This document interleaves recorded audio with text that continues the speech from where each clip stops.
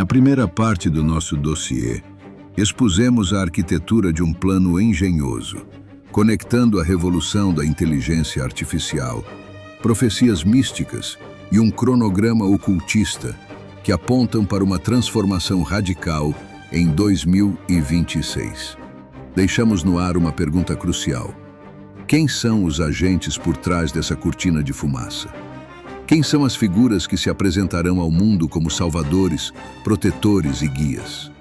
Nesta segunda parte, mergulharemos fundo nessas identidades, continuando a seguir o fio vermelho que nos levará ao coração do engano final. Para entender como o mundo será enganado, precisamos primeiro analisar a condição da humanidade hoje. A preparação para o grande engano não é apenas externa, com avistamentos e profecias. Ela é, antes de tudo, interna. A mente moderna foi sistematicamente condicionada para rejeitar a verdade e aceitar a mentira.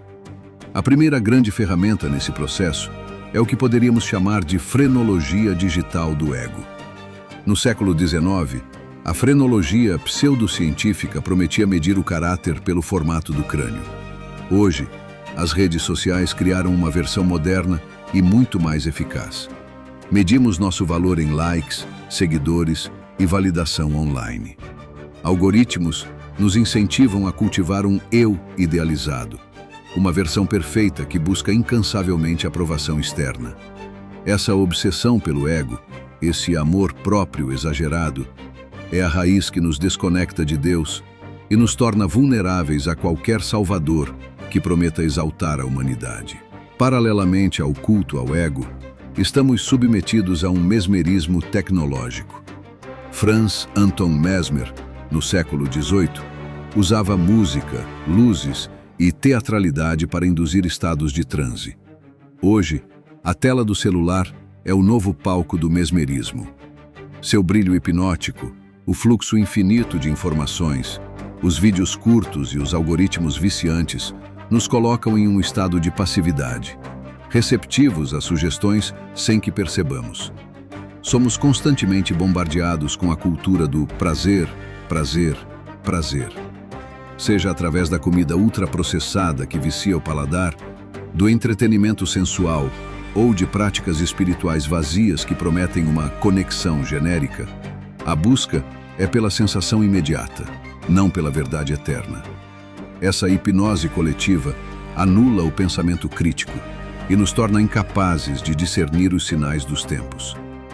A terceira frente de ataque é contra o próprio corpo.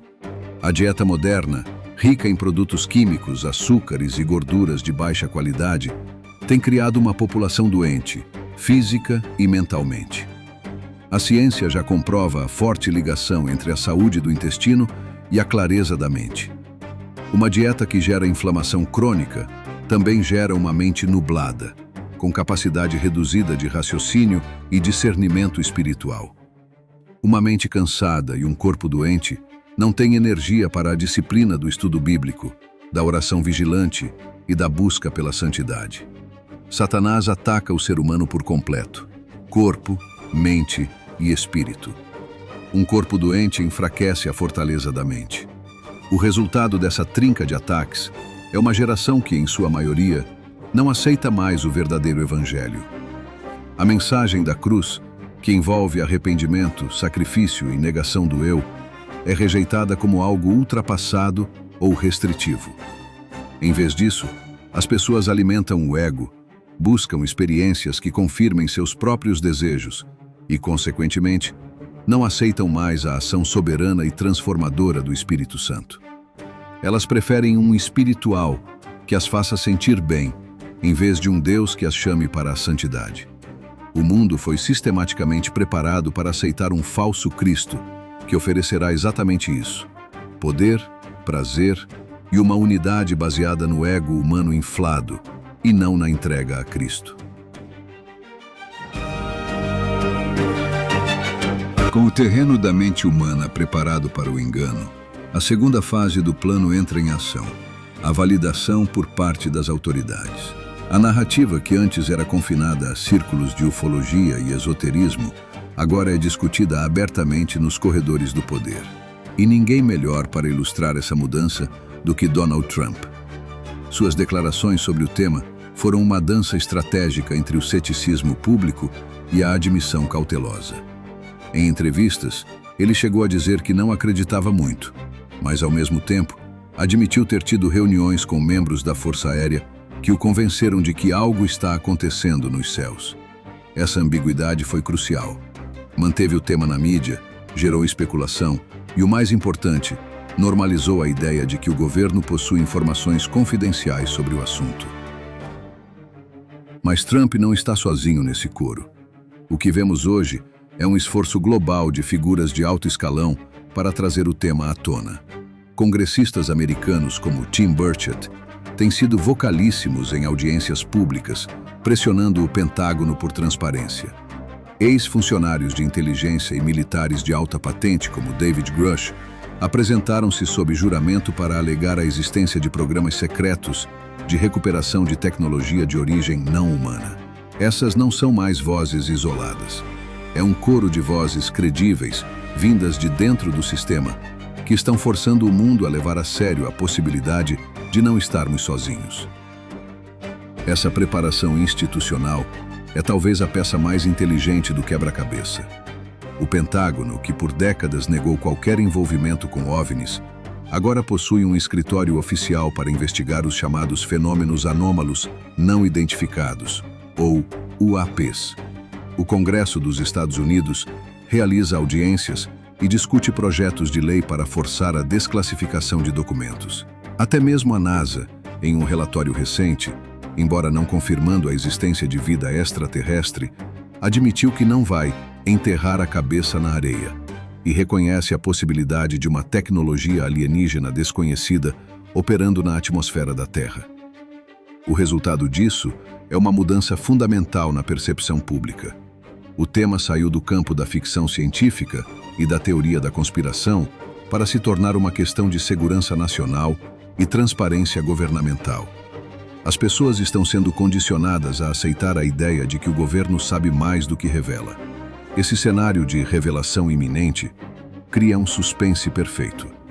E é nesse clima de expectativa que o céu começa a apresentar seus espetáculos, preparando a psicologia global para o próximo ato do grande engano.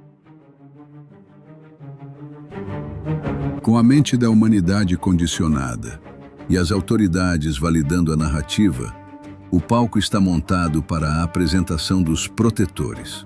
E a figura mais proeminente nesse roteiro, especialmente no mundo ocidental, é o comandante Ashtar Sheran. Ele é apresentado como o líder de uma vasta frota galáctica, ou Comando Ashtar, uma confederação de seres extraterrestres benevolentes que patrulham o espaço ao redor da Terra. De acordo com os relatos, ele e sua frota estão aqui para nos proteger, monitorar nosso desenvolvimento e, principalmente, nos guiar para uma nova era de paz e luz. Mas, de onde veio essa figura?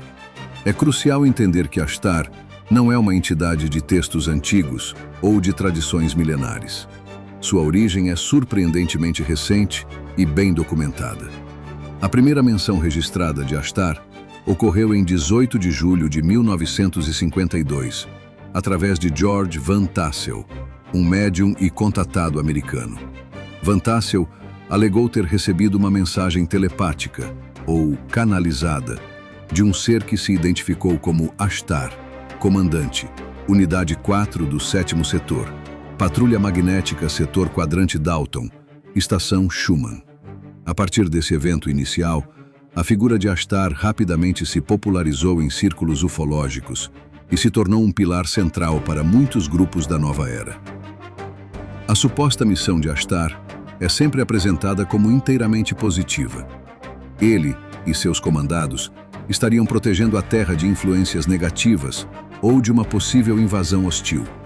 Monitorariam de perto o desenvolvimento humano, especialmente o uso perigoso da energia nuclear.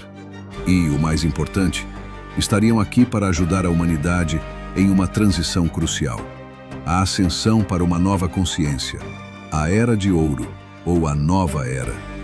Eles são vistos como guardiões, irmãos cósmicos que vieram nos ajudar a dar o próximo passo evolutivo. Dentro da escatologia, ou doutrina dos eventos finais, da nova era, a vinda de Ashtar é um evento central e iminente. Essa vinda não é espiritual ou sutil. Ela é esperada como uma manifestação física e dramática. As narrativas variam, mas geralmente se encaixam em dois cenários principais. O primeiro é uma apresentação pública, um pouso em massa de naves, um contato aberto com a humanidade para se revelarem e oferecerem sua ajuda e tecnologia. O segundo, ainda mais dramático, é uma evacuação em massa. Em cenários de catástrofe global, como uma guerra nuclear ou um desastre ecológico, a frota de Ashtar desceria para resgatar os trabalhadores da luz, ou a população em geral, levando-os para a segurança em suas naves, como uma espécie de Arca de Noé espacial. Em ambos os casos, Ashtar se apresenta como o Salvador, a única esperança em um momento de crise. A figura de Ashtar, embora popular, não surgiu do vácuo. Para entender verdadeiramente sua função no plano de engano, precisamos seguir o fio vermelho até sua raiz conceitual, que se encontra na Teosofia de Helena Blavatsky e nos ensinamentos de Alice Bailey. A Teosofia fala de uma grande fraternidade branca, uma hierarquia de seres evoluídos que supervisiona o desenvolvimento da humanidade. O chefe supremo dessa hierarquia na Terra é uma figura conhecida como Sanat Kumara, chamado de Senhor do Mundo ou Ancião dos Dias. Diferentemente de Ashtar, que se diz vir de outras estrelas, a Teosofia ensina que Sanat Kumara já está aqui, residindo em um plano espiritual sobre o planeta, em um local chamado Shambhala. Aqui encontramos o eco de Ashtar na Teosofia. Ashtar é essencialmente a ideia de um mestre de sabedoria teosófico recontextualizada para a mentalidade moderna. A principal diferença é a roupagem. Na teosofia clássica, esses seres operam através de métodos espirituais, mentais e etéricos. Já na ufologia e na nova era, essa mesma função é descrita usando a metáfora da tecnologia extraterrestre e de naves espaciais, uma linguagem muito mais acessível e crível para uma geração obcecada com o espaço. Ashtar é a versão espacial e publicamente atraente de um conceito mais antigo e oculto. Ele é o servo público, o rosto amigável da hierarquia, enquanto Sanat Kumara seria o poder por trás do trono. As escatologias, as doutrinas sobre os eventos finais, também convergem.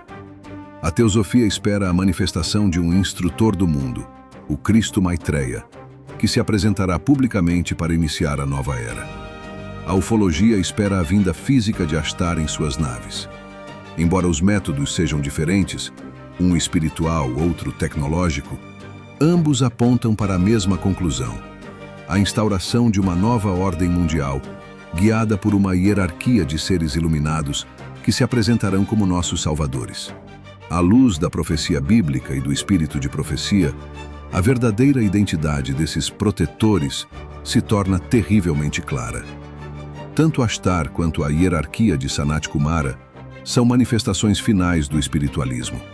São anjos caídos, demônios disfarçados de anjos de luz, exatamente como a Bíblia nos adverte em 2 Coríntios, capítulo 11, versículo 14. Seu objetivo é enganar, se possível, até mesmo os escolhidos.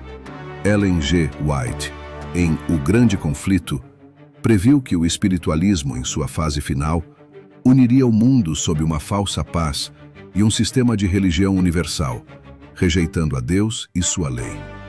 As promessas de paz, unidade e ascensão da nova era são uma imitação blasfema do verdadeiro evangelho e do reino de Deus. Satanás está criando seu próprio reino, com seu próprio Cristo e seus próprios anjos. Diante dessa revelação, nosso chamado é para a vigilância e para a fé inabalável. Nossa única segurança e esperança não estão em protetores estelares, em governos humanos ou em sistemas de controle tecnológico.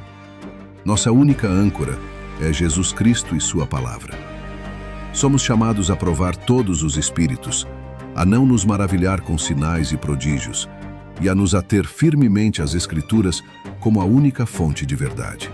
Contrastamos a vinda falsa e enganosa de Ashtar e Maitreya com a bendita e gloriosa esperança da segunda vinda de Cristo, que trará a verdadeira paz, a justiça e a restauração que nosso mundo tanto anseia. A nossa missão, enquanto esperamos, é vigiar, orar e compartilhar com urgência o Evangelho eterno. A única mensagem que pode proteger as almas do engano que se revela diante de nossos olhos.